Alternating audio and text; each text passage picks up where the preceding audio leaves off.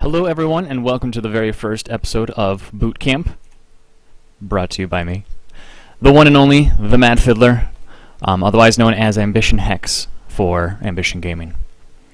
So this is the very first episode of Boot Camp. Boot Camp is going to be a series that focuses on the very important aspects of different shooters and how to be better at shooters in general.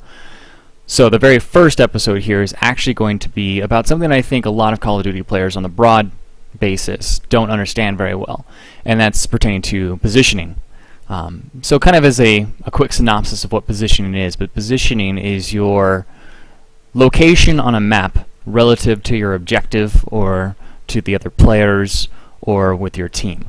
And so it really incorporates a lot of different aspects and things like that. So we're going to talk about it on a very broad sense, and then we're going to start to focus in on the more micro aspects of positioning.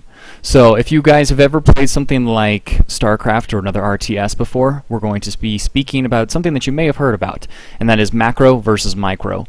And so in terms of shooters, even though there's not as many units that you're commanding, you're only one player as opposed to a bunch of different units, I still believe that there is a macro aspect to your positioning and a micro aspect to your positioning.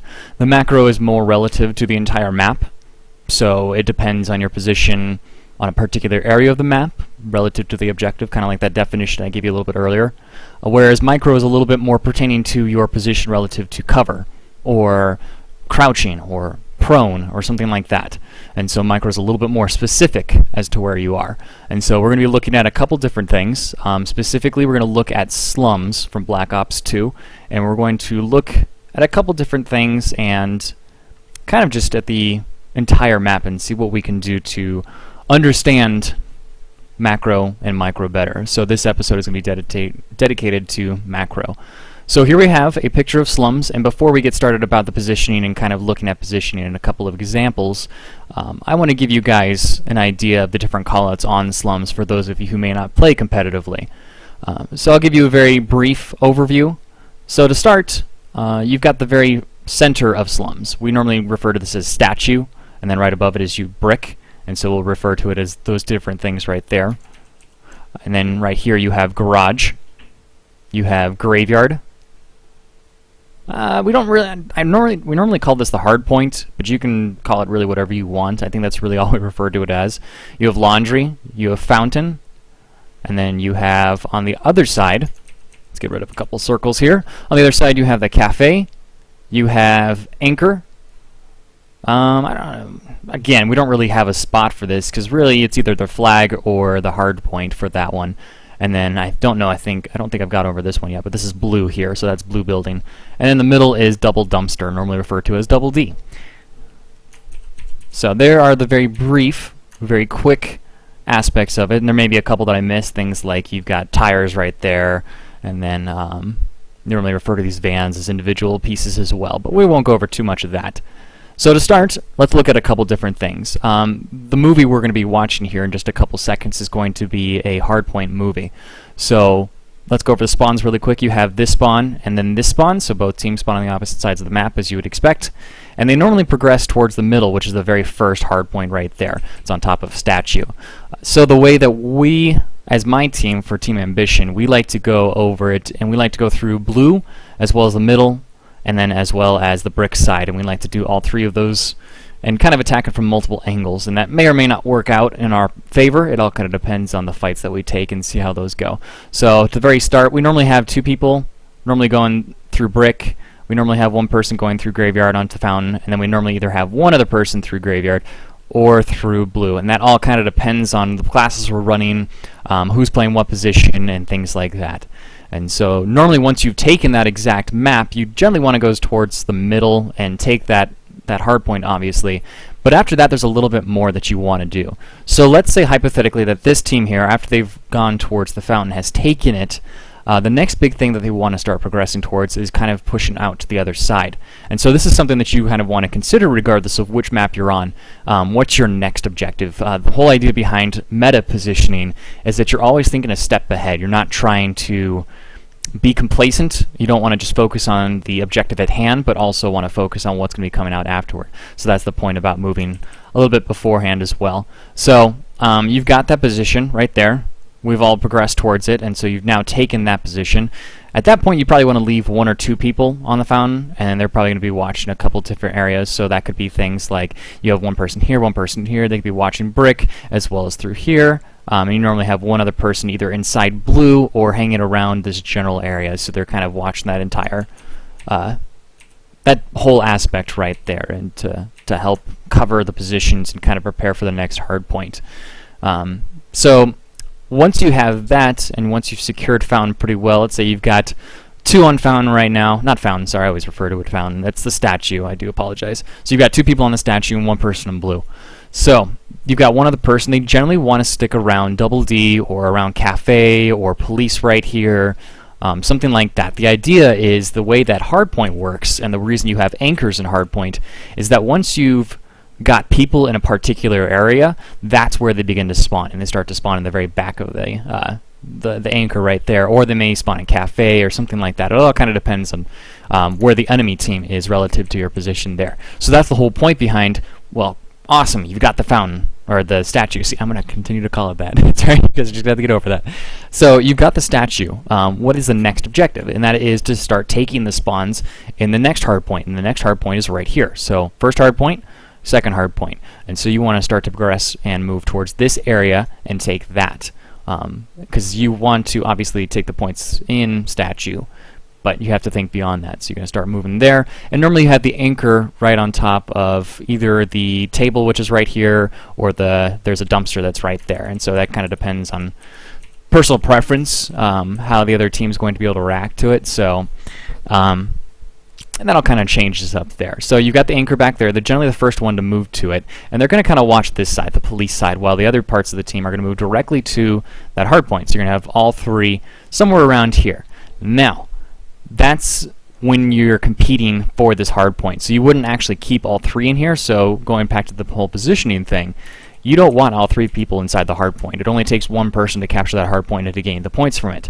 So you have 1 person here in the hard point, and they're setting up relative to what they feel is the best position, and that's going to be referring to micro, and so we'll talk about micro in a later episode.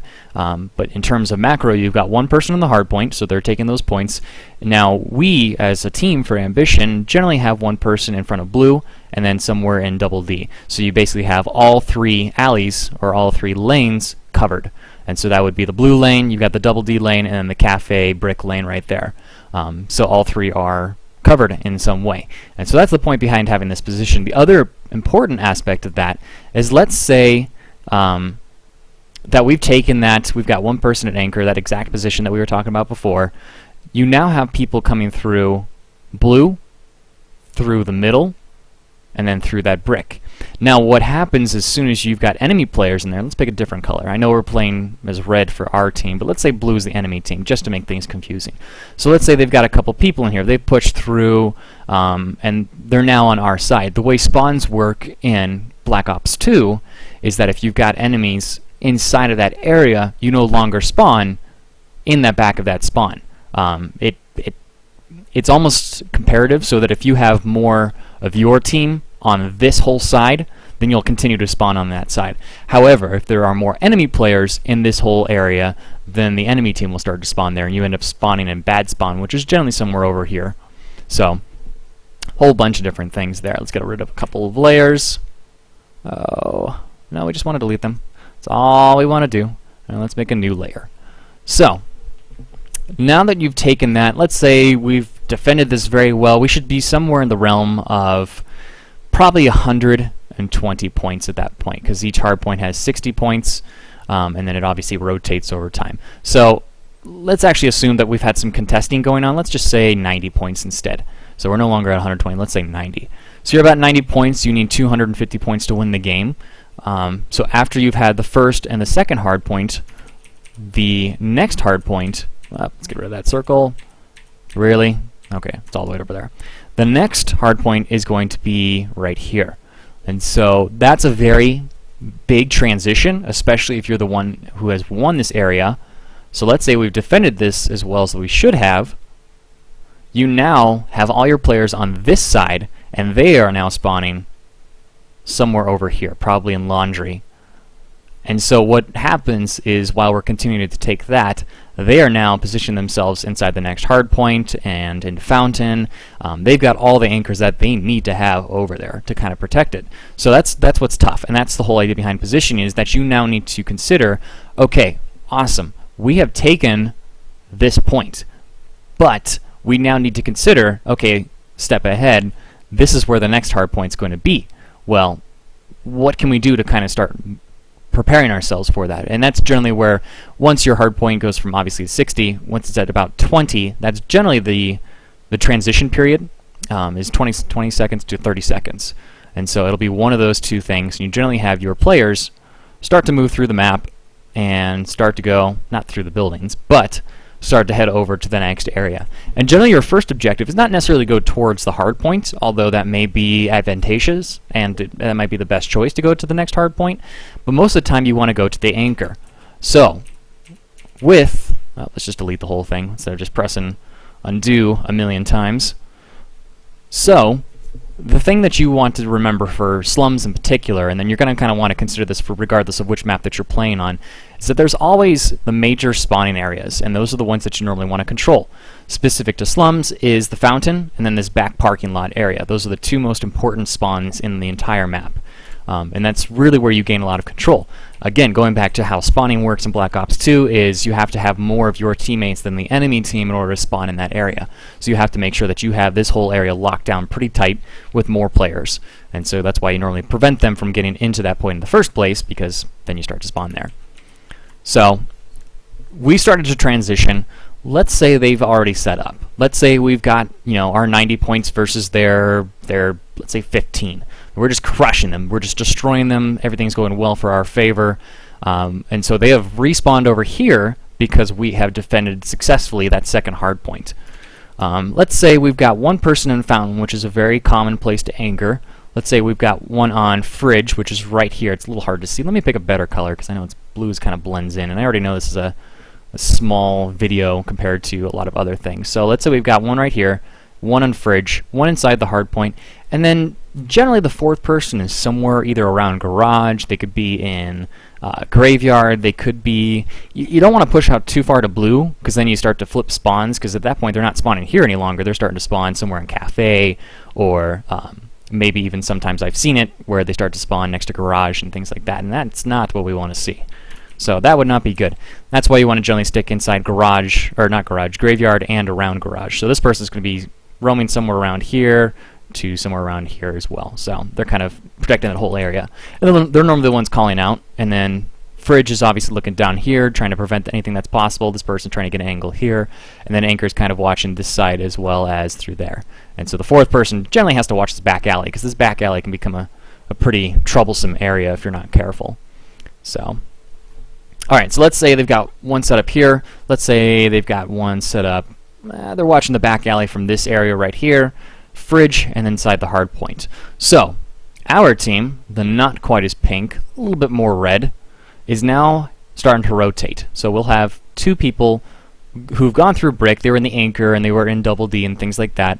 Over there we have one in graveyard and then one going through blue, or they're inside blue right now. So these people are going to try to push through and get to this fountain, because that's generally what you want to do. You want to take that anchor. Again, kind of going back to that whole positioning thing, you need to think from a meta aspect, and you don't want to go straight for the hard point itself, because yes, that's your points, but if you're not getting the spawns, then you could just get wiped, and then you get bad spawn over here.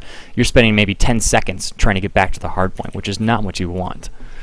So you want to try to push to this fountain here, take it, and then have your team spawn on this side, so that you can continue to take both this hard point as well as garage, because the next one after this hard point is the garage hard point, which is a lot of points. So that's all on one side. So it's very important that you keep this fountain spawn the entire time. So, alright, let's go bring back that pink. Alright, got one there, one there, one there, one there. So our objective is to eliminate this guy right away. Now, in order to get past this guy, we probably need to take this guy out as well. So let's say we've killed both of those. We've pushed through, we now have two people on top of the fountain, and they're going to start attacking from behind. Well, at this point, we actually have more of our team Let's put a couple guys over here. We have more of our team on the fountain. That means that these guys, who are probably going to encounter a lot of resistance, particularly from the fountain, or not the fountain, but the refrigerator, and then the hardpoint itself, they're going to be giving a lot of resistance to these two guys. And quite frankly, you die very often trying to push those things, because they're the ones using their cover, their micro, to their advantage there. And while we've got our team getting pretty much rained on and probably killed repeatedly, so they will continue to spawn from bad spawn, which is really not what we want. So that's the whole purpose behind taking the back spawn here in laundry and a fountain. So let's say we've got this spawn now. We've got both guys in the back. That now means that we have the capability to push and pretty much dominate this entire side. Once you've taken this area over here, you're in very good company, because your whole team is going to be spawning over there. Plus, this enemy team, the two guys remaining, now have to worry about both sides. They've got to worry about their behinds as well as in front of them.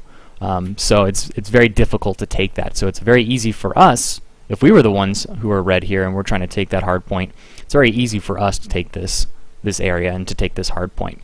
So they probably caught up at this point, because again, we held the second hard point over here, and then they were able to spawn in good spawn for the next hard point. So we're probably at, let's say, 90 to around 50, because that's probably what it's about. So they're starting to catch up. There's probably not too many seconds left in this particular spawn over here. There's really not a whole lot of time left, more than likely. So at this point, our team, after we've taken Fountain, is probably going to start to focus on taking Garage and making garages secure. Now, the way our team likes to play is we generally like to keep the one person on Fountain, and they're normally watching the blue side here, the blue street, which is this whole area. That's normally their job, while the other three players are probably somewhere around Garage. We have one obviously inside Garage to help take this hard point, but we'll probably either have somebody on this corner or running through back alley or somewhere around there to help kind of take those positions, because that's really going to be a very important aspect for that.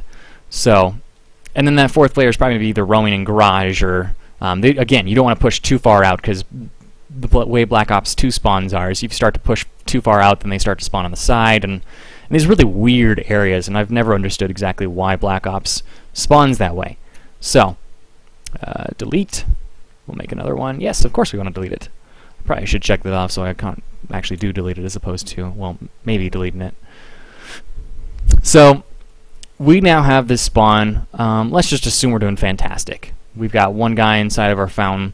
We've got one guy who's in this corner, one guy in the back alley, and one guy inside the actual hardpoint itself.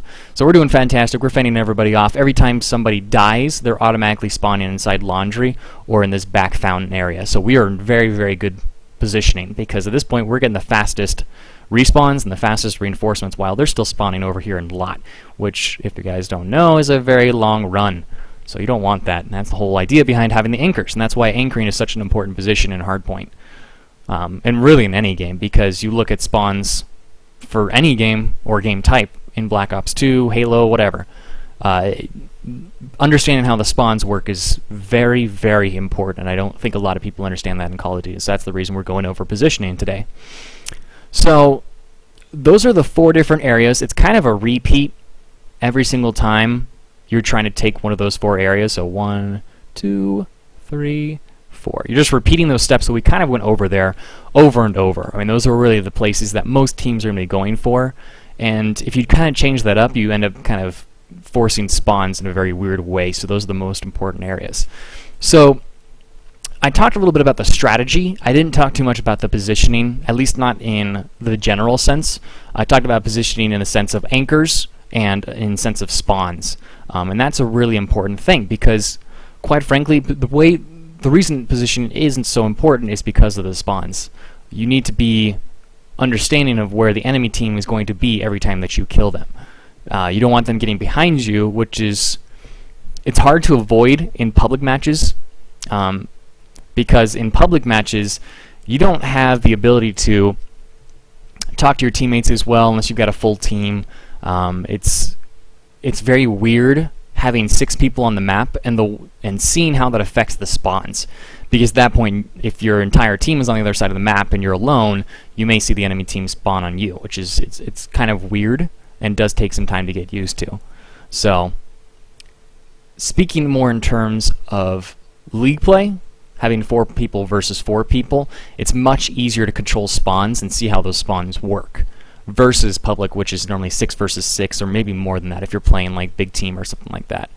So spawns is really the definition, I wouldn't say the definition, but is really the most important aspect of positioning, is understanding where you're positioned relative to where the enemy team is going to be and how you can easily take the objectives for that. So we've talked a little bit about slums here. I don't want to go over every single map, otherwise we're going to be watching about a 3-hour movie, but in fact I do have a hardpoint movie for you guys. So let me bring that over here. Do that, open it up, and then we'll go back to it. So this is a video of my team playing on slums. So we went over the strategy for slums a little bit, and we're going to kind of see it play out here. So let's make sure that the volume is not too loud. We'll kind of get it started. So there's slums. And I'm not going to play particularly well this game. I'm going to be the anchor for the entire game.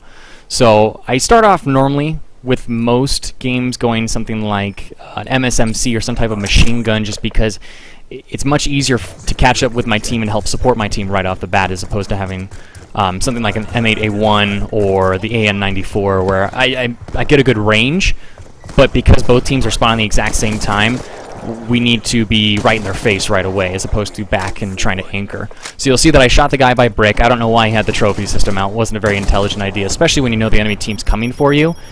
You see that we've taken the fountain, and that both myself and my teammate have pushed to the other side. I know I'm kind of a little bit behind now, and so I'm back on top of the fountain, but you see how my team is now controlling that next spawn for the next hardpoint, because that's the most important thing once you've taken this statue, is to start taking those spawns. And so we're kind of pushed out. We're trying to prevent them from getting into the fountain, and you'll see that myself and my teammate, both of us that were on top of the statue, pushed a little too far out. We got bad spawn, and now we're trying to get back into it and retake the next hardpoint and prepare for the next hardpoint. So teammates are now, you see that we left the hardpoint. They're starting to push through. That's exactly what we need to do, especially with only like 10 seconds left. So it's 31-2. We got one of the enemy teams on top of that anchor, which I'm very surprisingly easily avoiding getting killed. However, I do fail miserably right there. So the team is trying very hard to push that anchor. That anchor is one of the hardest anchors to counter. I get on top of the statue, hopefully to get an angle on him. I don't see him, and so unfortunately that doesn't pan out as well as I'd hoped. So we've got a couple of people in double D. I really didn't need to go through it. I probably should have gone through police, but double D would have given me a better position to try to take out that anchor. So now, instead of trying to take that anchor, because we've already lost so many points on this hill, we're trying to push directly into the point, which we do. And I don't know how I didn't hear that guy, because you can even hear it through probably the stream. You probably hear that guy on my side, and I just wasn't even paying attention. So we're at about 20 seconds left. Instead of continuing to go for that hard point, we just give up that extra 20 seconds, and I push through to the back spawn of Fountain. So now I'm on top of Fountain. I lay out my trophy system to kind of help protect me. I'm making sure that we've got this spawn anchored, so we are spawning on Laundry side. So again, going back to slums in particular, these 2 hard points are the most important ones on the map. They give you 120 points if you can control the back spawn the entire time, and it puts us in a really good position. So even if we're further behind, we can catch up very easily by having these 2 spawns. So a bunch of them are fighting over on top of the hard point at the moment. Not going very well for us at the moment. Now you'll see that they're trying to throw out smoke, and my teammate is able to defend me right there as I pause, because I wanted to kind of talk about something really quickly there. Because even though I've got that fountain spawn, it's very easy for the other team to take it, especially if you're pushing through the back alley and things like that. So that's the importance of having the one person on fridge and kind of rotating around the hard point, as well as having the person within the hard point itself. And so you'll see that my teammate there, T-Squeeze, he's the guy in front of Fountain at the moment, he was able to help come behind because he knew I was in trouble, especially with the smoke and things like that. They're going to push me hard, and if we lose that laundry point, we're not going to be in very good company. So let's continue from here. So I continue to hold this. Really, this is my position in almost the entire game, especially when we play slums. Being the main anchor is a very exciting job. You basically get 2 positions the entire time. You're either in the parking lot or you're inside the fountain. So very simple, very easy. Alright, so we've got the one person in the back alley. We had one guy who was going to be helping to watch this red van here, but the guy in the back alley ends up shooting him, which is not good. And so he pushes through. I knew he was going to push through to try to take my spot. That's always the one that everybody tries to take, so I lied down and kind of waited for him. However, that guy, obviously right there, killed me, and they now take the laundry spot. So we have bad side. We went through blue like we are. We were lucky to spawn in blue because we should have spawned in parking lot, quite honestly. So our biggest focus right now is to kind of go around back, take that fountain. Obviously, there's a guy in that van who's waiting for us. He's taking a couple shots at us. I wait to regain my health, and I'm going to start to push. But I wanted him to make him think that I almost forgot about it or I left. So that's when I push up and I'm able to kill him. Now, this is a foolish mistake on my part. I try to challenge this guy out in the middle of nowhere. I literally have no cover, and that's what we're going to talk about micro and the importance of having cover and paying attention to your positioning on a very small base. So we're starting to challenge that actual point. I think there's that guy still in there. Apparently not. He pushed up. He went inside the garage. So we now get the good spawns, which is over here in laundry, which is awesome. That's exactly what we wanted. Now, granted, they're probably starting to push out and wait for that next point, too. So that's probably what's going on there. It's a very close game. We're about 85 to 87, so it's really close. I'm just lying down to kind of prepare. I didn't need to push as far as I did. This is not one of my better games, like I said, so it's a little bit different. So we're kind of trying to set up. The big thing with positioning is you also don't want to just push yourself out, but you want to move as an entire team, because if you're just going out one by one, you're obviously a single target and it's very easy to focus you. Whereas if you have 4 people pushing at the exact same time, they have a lot more chaos that they have to try to control. So fortunately that chaos panned out for us and we were able to push through and take that spawn, which is very good news there. We're having a little bit of trouble. Some of our guys are getting shot. I'm trying to wait for our team to catch up. We're getting garage spawn, fortunately. I don't know why I wasn't paying attention to blue like that. Obviously, a lot of guys go through blue, and that's something that I need to focus on as well, is I need to be paying attention to where the enemy team was coming through in their positioning. So we're at about 10 seconds left. Obviously, the other team's abandoned it. The other team is doing quite well from a positioning standpoint. We were a little bit more... You'll see that we catch up, just because we're starting to get the kills that we need to, but they were rotating the way they should have, so they did very, very well. Had a little pre-fire into blue, got 1 kill. There's still one other guy, though, sadly, and he comes through double D. However, because of that positioning, like we talked about before, we had one person in front of blue, and then the other person was in front of double D. So we had those 2 positions that were well covered. So even if one of us died, the other person was able to rotate and help take that kill and to continue to defend that hard point. So you'll notice that the hard point itself is actually never contested at that point. They're so focused on trying to kill the guy in double D as well as in the blue point right here. So that's really the point behind having a team positioning from a meta aspect, making sure that you have guys that are spread out, you're not stacked up on top of each other. Again, you only need that one person inside of the hard point. You don't need to have everybody piled in there just in case somebody dies. The idea, instead of having somebody to back up in case the actual hard point holder dies, is to prevent that hard point holder from ever dying in the first place. That's the real focus behind that. So let's get back to the game here. So we're continuing to hold that. What's nice about having these 2 positions and countering like we did right there is they now have to spawn, and we're getting a free 10 seconds right there. Tyler dies, and again, that rotation, because I'm over here by blue, I'm able to kill that guy who kills Tyler. Tyler spawns in blue, so we know they're probably around Cafe and probably around Double D because Tyler did spawn blue, so we know there's guys in the back. Fortunately, Joe there with the double kill is able to prevent them going from that. One guy pushed through double D, but I'm able to counter that as well. So we've got a very good position on the second hard point here, which is really what ended up kind of turning the tide for us. I foolishly tried to push through blue and prepare for the next point. Obviously, they've kind of abandoned that second hard point, and they're just starting to head towards the second one. There was that one guy, and they did take the last 2 points, but other than that, they're trying to take the next hard point in that fountain. You'll see that hailstorm came out of nowhere. We call that the fail storm because it didn't actually kill anybody, so it was a waste of a kill streak. So that does happen sometimes. It's just you got to pay attention and pay attention to that positioning. So that's what we're talking about there. So I get back onto my position right here, good old home, camping the old fountain, which is the most exciting thing in the world.